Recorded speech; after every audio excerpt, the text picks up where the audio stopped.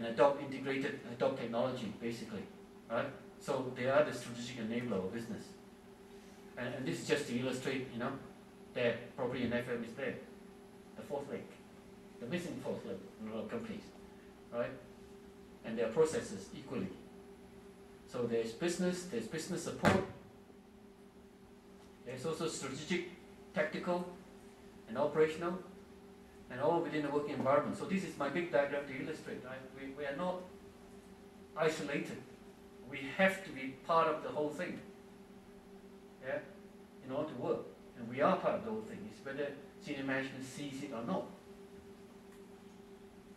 So there's a need for alignment, because if this part don't talk to this part, you've got problems. If all the other parts doesn't talk to each other as well, you've got problems as well. Right? That's why integration is important. Right? They have to talk to each other. And another thing is how businesses are being run and where FM comes in. Increasingly, you hear of organization being flatter, right? Less hierarchy. This is a typical one.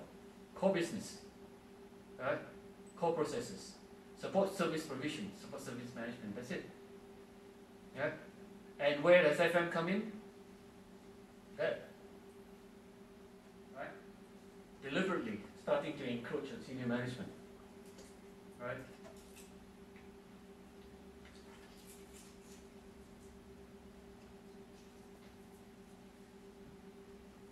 And that's another way to look at it in terms of the components, right? Why? Because FM is about managing the business resources. Right?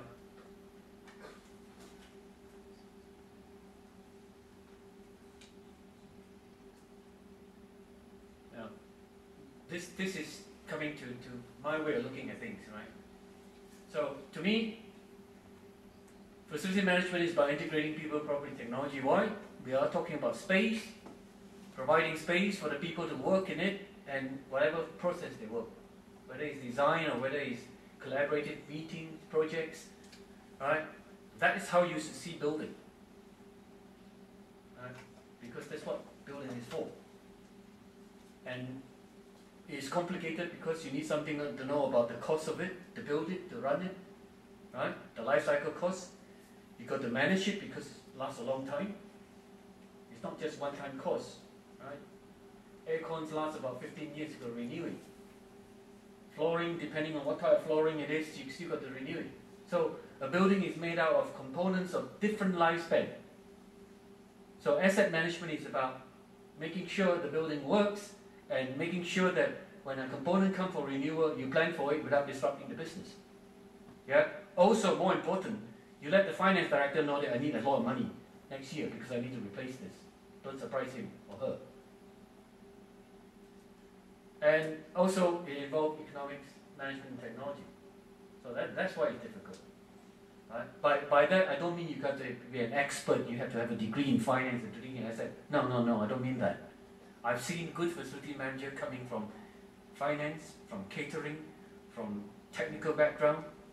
Right? You have to have the umbrella. You have to understand when do you need expertise, when can you buy in expertise. You don't have to have all the expert, nor can you be a superman or superwoman knowing everything, right? So this is the other thing about complication is value. What do you mean by value? Right? When we look at building, right, there are three different values. Exchange value is the finance director. He look at the books and say, I've got this building is worth X million dollars. Yeah? And he would be worried if the value go down because it's lack of maintenance or because of other development or because it's getting too old. Right? Use value is you. You're the user. Does it suit my purpose? Yeah?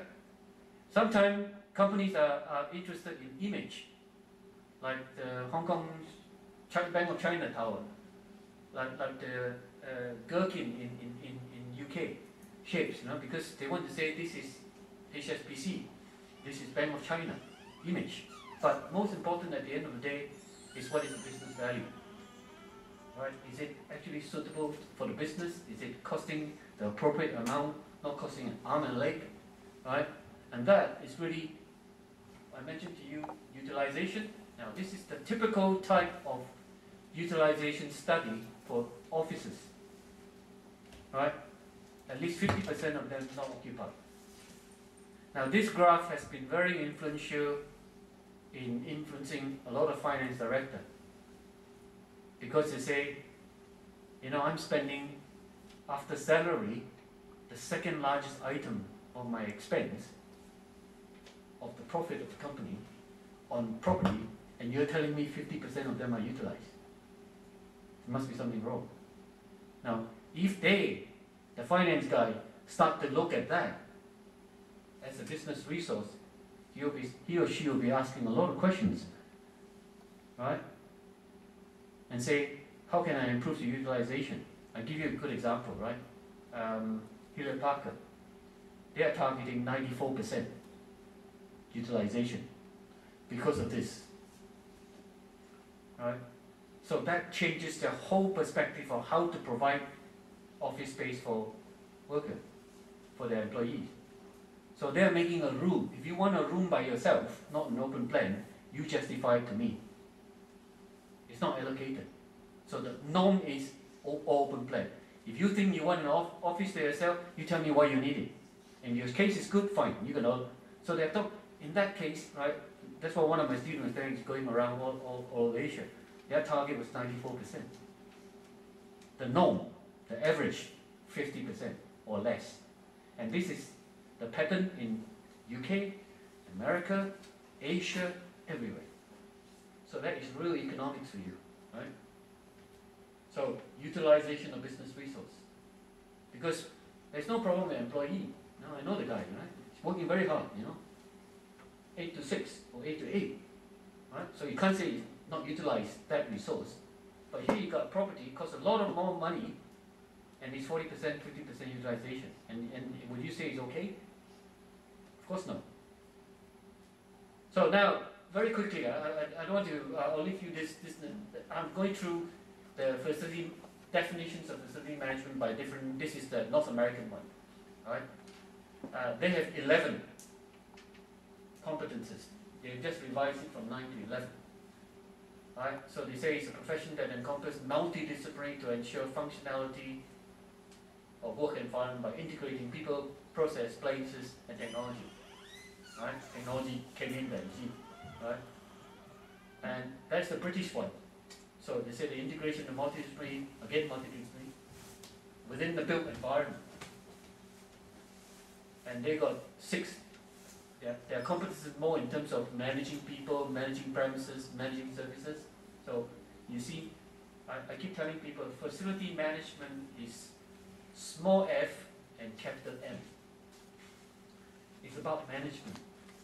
It's not about the facilities, really. Facilities is important, right? But it's about how well you manage it.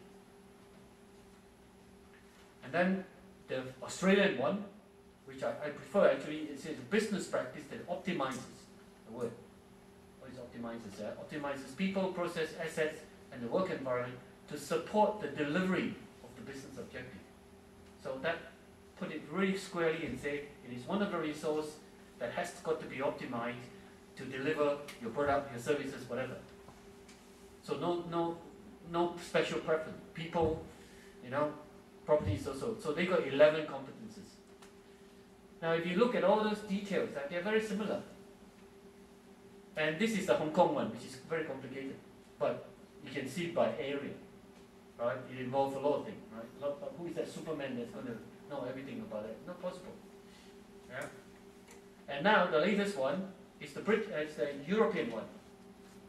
European is becoming important because they are EU, so it's a big bloc. They have defined facility management as integration of processes within order to maintain and develop agreed services which support. Now their emphasis is quite different. Their emphasis is about services. Right? And they have started to develop standards. And this is just a summary of, you know, I call it fundamentals of FM because it is telling you FM is the basis in every organization, it is at every level. It encompasses and supports every primary activities. it optimizes an input of resources, and enables the organization to be efficient, effective, and it cannot be outsourced. Policy cannot be outsourced. Services can be outsourced. Right? So it's their focus. So this is important in terms of defining. And American, the latest one. America is getting worried, and they have spent quite a lot of resources in coming up with quite a few National Research Council, because they are finding that all their buildings is getting old. And more importantly, all their senior managers are turning to 50s and 60s, and there's no younger people coming up.